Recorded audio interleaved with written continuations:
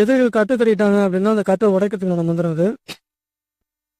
இது வந்து எப்போ வேணாலும் நைட்டில் வந்து சுக்கிர உரை இல்லைன்னா செவ்வாய் உரையில் உட்காந்து இந்த மந்திரம் ஒரு 108 முறையோ இல்லை 1008 முறையோ ஜெபம் பண்ணிங்கன்னா எதிரில் யாராவது உங்கள் ஸ்தம்பம் பண்ணிட்டாங்க இல்லை கட்டு கட்டிட்டாங்க அந்த கட்டு உடஞ்சிரும்.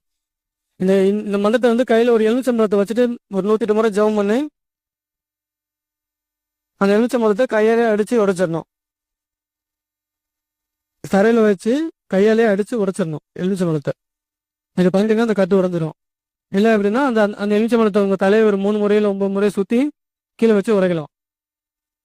இந்த கட்டு கையிட்டால சாமியை கட்டு கையிட்டா கூட இந்த முறையை வச்சு உடைக்கலாம். சாமிக்கு ஒரு வேளை கட்டு கையிட்டாங்க அந்த தெய்வத்துக்கு வந்து பவர் இல்லை, வீட்டில் வந்து குலதெய்வம் உள்ள வர மாட்டேங்குது அப்படிங்கிற எல்லா விஷயத்துக்குமே நீங்கள் அதை யூஸ் பண்ணிக்கலாம். குருஜி, இந்த புண்ணியாத்மாக்கள் கூப்பிட்டு பேசுறதுக்கு வழி சொல்றேன்னு சொன்னீங்க. புண்ணிய